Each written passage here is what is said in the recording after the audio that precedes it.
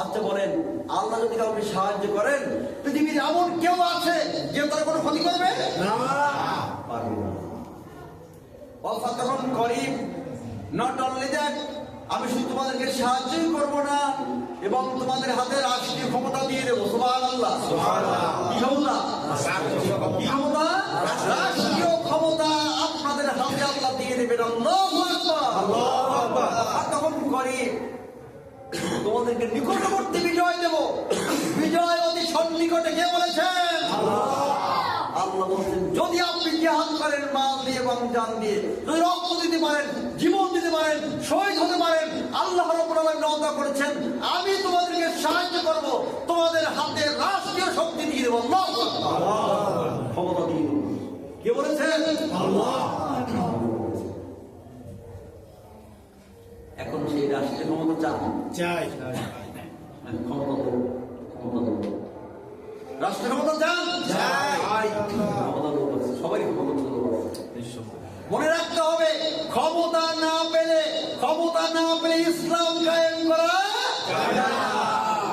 মুহাম্মদুর রাসূলুল্লাহ যখন হিজরত করলেন, রাস্তায় আল্লাহ রাব্বুল আলামিন তাকে শিখালেন, নবী হে আপনি বলুন, রব্বি আদখিলনি মুদখালা সিদকিন ওয়া আখরিজনি মুখরাজা সিদকিন ওয়াজআলনি মিন লাদুনকা সুলতানান নাসীরা। হে আমার রব, আমাকে সত্যের সাথে প্রবেশ করাও, সত্যের সাথে আমাকে বের করো, এবং তুমি যে মিশন নিয়ে আমাকে পাঠাচ্ছ রব্বুল আলামিন, সেই কোরআনের সমাজ কায়েমের জন্য আমার হাতে সুলতানান নাসীরা, মানে রাষ্ট্রীয় ক্ষমতা আমাকে দাও। সুবহানাল্লাহ, সুবহানাল্লাহ। রাষ্ট্রীয় ক্ষমতা আমাকে দাও। ওয়াজআলনি মিন লাদুনকা সুলতানান নাসীরা, রাষ্ট্রীয় ক্ষমতা আমাকে দাও। আল্লাহ মুহাম্মদুর রাসূলুল্লাহকে এই দোয়া শিখিয়ে দিয়েছেন। আল্লাহু আকবার, আল্লাহু আকবার। আর রাসূল কি রাষ্ট্র চালিয়েছেন? জোরে বলেন, চালিয়েছেন। রাসূল কি প্রেসিডেন্ট ছিলেন? আবু বকর ছিলেন, ওমর ছিলেন, ওসমান ছিলেন, আলী ছিলেন, প্রেসিডেন্ট ছিলেন, সাহাবায়ে কেরাম প্রেসিডেন্ট ছিলেন।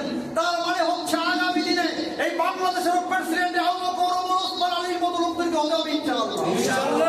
আল্লাহ বলে দিচ্ছেন, শোনো, শীঘ্রই তোমাদের হাতে রাষ্ট্রীয় ক্ষমতা দিয়ে দেওয়া হবে। আল্লাহু আকবার, আল্লাহু আকবার। আল্লাহ, আগামীতে আপনারাই ক্ষমতায় যাবেন ইনশাআল্লাহ। কোরআন বিজয়ী হবে, এই কোরআন দিয়েই বাংলাদেশ চলবে ইনশাআল্লাহ। আবু বকরের উত্তরসূরিরা, ওমরের উত্তরসূরিরা আগামীতে ক্ষমতায় যাবে। আবু বকর, ওমর যেইভাবে আটার বস্তা মাথায় নিয়ে মানুষের কাছে পৌঁছে দিয়েছিল, আগামীতে এই বাংলাদেশেও এই মুহাম্মদ রাসূলুল্লাহর উত্তরসূরিরা আটার বস্তা মাথায় নিয়ে আমাদের দেশের গরিব, মিসকিন, ইয়াতীম, বিধবা মহিলাদের বাসায় পৌঁছে দেবে ইনশাআল্লাহ।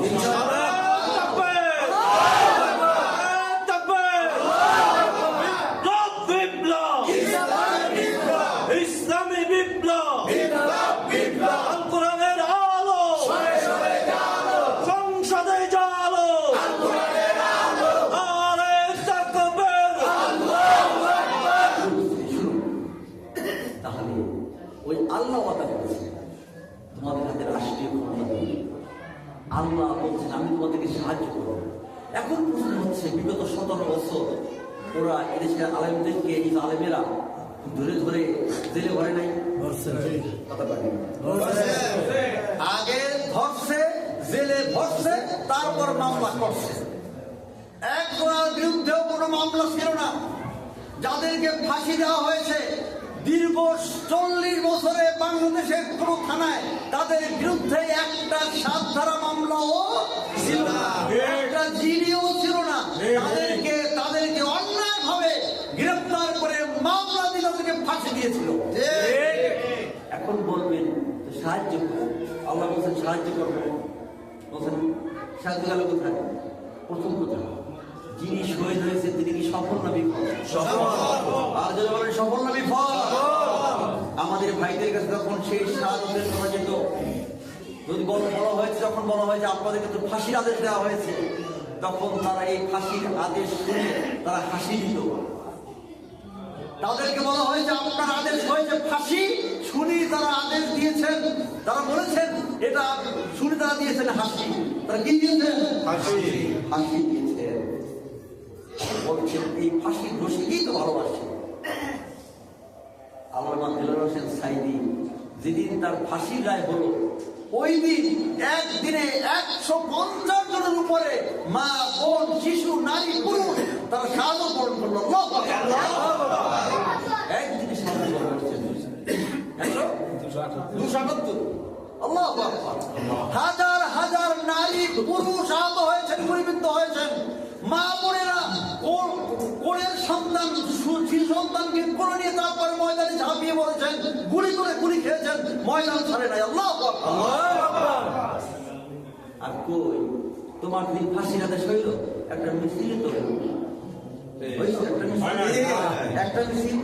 তোমার বাবাকে যেদিকে দেশের সকলে ধ্বংস করা হলো, স্লোগান তাদের ছিল সেদিন এক নেতার এক দেশ, মহান আল্লাহ ফয়সাল দিলেন এক রাতি সব শেষ। 15ই আগস্ট এক রাতে সব শেষ করে দেওয়া হলো। একটা মিছিল হয়েছিল, একটা মিছিল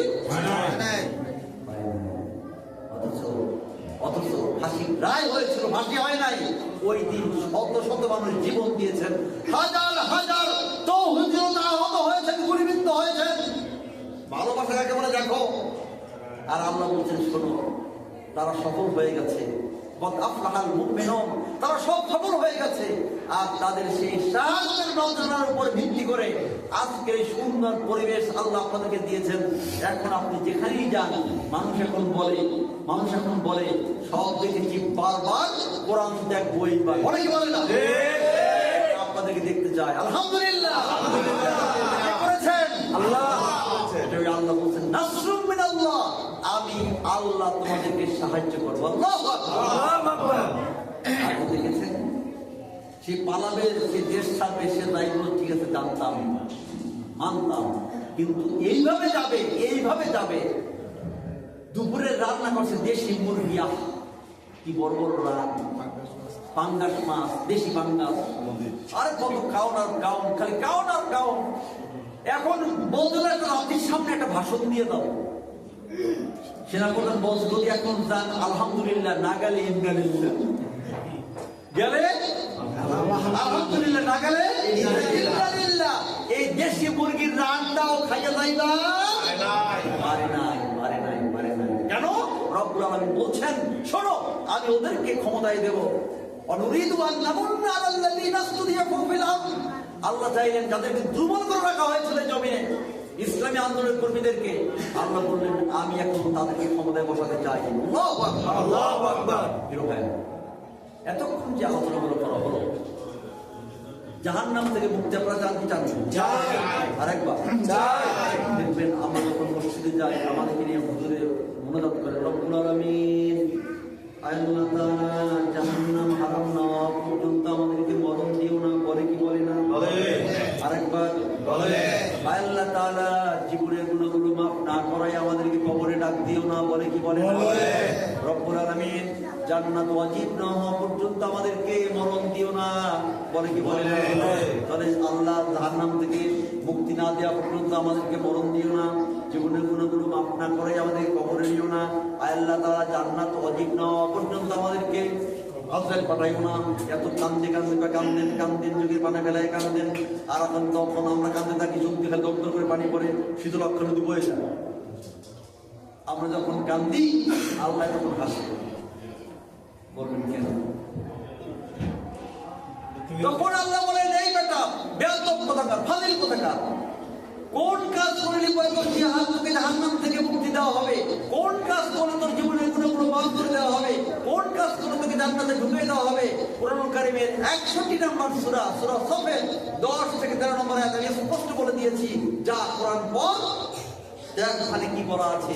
যদি সে অনুযায়ী কাজ করো তাহলে সব এমনি পাইয়া যাবি। আর সেই কাজ করবা না, খাই ভেবা করে কাঁদবা, আল্লাহ কিছুই বলে না। মগজে একটা কথা আছে, চাচার কবর কই আর চাচি কাঁদতে কই। চাচার কবর কই, চাচি কবরও চেনে না। অতএব প্রতারিত হবে না।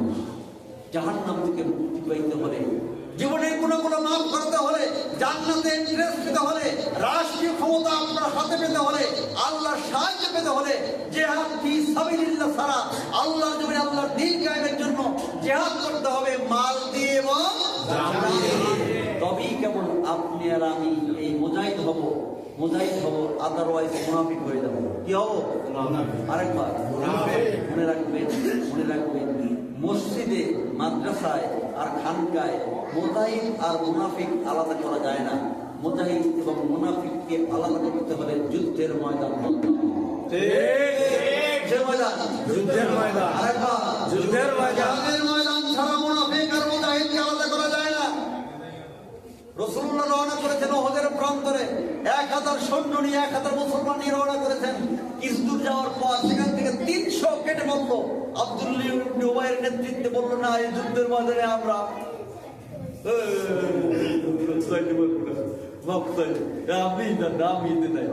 গেছিল, যুদ্ধের ময়দানে যায় নাই, যে মুনাফিক হলো সে। এই আব্দুল্লাহকে নামাজ পড়তো না, রোজা রাখতো না, হজ করতো না, সব করতো, রসুলের সাথে থাকতো, রসুলের পিছনে নামাজ পড়তো, দাড়ি, টুপি, জুব্বা, জামা, আতর, সামা সব ছিল, খালি জিহাদ ছিল না। কি ছিল না? জোরে বলেন, কি ছিল না? তার মানে হচ্ছে আল্লাহর জমিনে আল্লাহর দ্বীন কায়েমের জন্য, কোরআনকে বিজয় করার জন্য যারা জিহাদের ময়দানে যাবে না, সে নামাজ পড়ুক, রোজা রাখুক, হজ করুক, যাকাত দিক, সব করতে পারছে না, মুনাফিক। ঠিক, সে কি মুনাফিক? মানুষের গায়ে লাগে, লাগুক, কোরআন থেকে বলে গেল। এই আব্দুল্লাহ যখন মরে যায়, তখন তার কাছে তার ছেলে এসে বলছে, রসুলের কাছে এসে বলছে, ইয়া রাসূলুল্লাহ, আপনি আমার আব্বার জানাজাটা পড়াবেন। রসুল রওনা করেছেন, রসুলের জামা টেনে ধরছে, ইয়া রাসূলুল্লাহ, কই যান? তাই জানাজা পড়ে দিবেন না, পারবেন না, ও তো মুনাফিক, ও জানাজা আপনি পড়াবেন না। রসুল তারপরে জানাজা পড়িয়েছেন। আল্লাহ রাব্বুল আলামিন আয়াত নাযিল করলেন, ওয়ালা তুসাল্লি আলা আহাদিম মিনহুম মাতা আবাদা। ও নবী, যারা যুদ্ধের ময়দানে যায় নাই, যারা কোরআনকে বিজয় করার জন্য জিহাদের ময়দানে যায় নাই, আপনি ভবিষ্যতে তাদের আর জানাজা পড়াবেন না। এরপর আল্লাহ বললেন, ইস্তাগফির লাহুম ওয়ালা তাকুন আলা কবরিহি, এবং তার কবরের পাশে আপনি দাঁড়াবেন না। এরপরে আবার আল্লাহ বললেন, ইস্তাগফির লাহুম ওয়ালা তাস্তাগফির লাহুম, আপনি তাদের জন্য ক্ষমা চান আর না চান উভয় সমান। এরপরে আবার আল্লাহ বললেন, ইন তাস্তাগফির লাহুম 70 মাররাতান ফালা ইয়াগফিরুল্লাহু লাহুম। ও নবী, আপনি যদি তাদের জন্য 70 বার দোয়া করেন, কয়বার? 70 বার। আরেকবার 70 বার। কোনবার যদি আপনি তাদের মাগফিরাতের জন্য দোয়া করেন, আমি আপনার দোয়া কবুল করব না। কেন? সে কি ছিল? কি ছিল? মুনাফিকের জন্য 70 বার দোয়া করলেও আল্লাহ মাফ করবেন না। অতএব আমরা মুনাফিক হব না, আমরা মুজাহিদ হব ইনশাআল্লাহ। ছাত্রদের স্লোগান ছিল, তুমি কে আমি কে, রাজাকার। আমাদের স্লোগান হবে, তুমি কে আমি কে, ইনশাআল্লাহ। তুমি কে আমি কে, তুমি কে আমি কে, সিদ্ধান্ত যতদিন পর্যন্ত আমাদের জমিনে দ্বীন কায়েম না হবে, কোরআনের রাজ কায়েম না হবে, এই কোরআন দিয়ে নামাজ যেমন পড়ছি, এই কোরআন দিয়ে সমাজ যতক্ষণ পর্যন্ত না চলবে, কোরআনের নামাজের ইমাম যিনি হবেন, এই সমাজের ইমামও তাকে হতে হবে। নামাজের ইমাম হবেন যিনি, সমাজের ইমাম হবেন তিনি। ততদিন পর্যন্ত আমরা এই জিহাদ চালিয়ে যাবো ইনশাআল্লাহ। আল্লাহ আমাদের সবাইকে আমাদের জন্য আল্লাহর দ্বীন কায়েমের জন্য সর্বশক্তি নিয়োগ করে জান এবং মাল দিয়ে জিহাদ করার তৌফিক দান করুন। সুবহানাল্লাহি ওয়া বিহামদিহি, আশহাদু আল্লা ইলাহা ইল্লা আনতা, আস্তাগফিরুকা ওয়া আতুবু ইলাইক। আসসালামু আলাইকুম ওয়া রাহমাতুল্লাহ।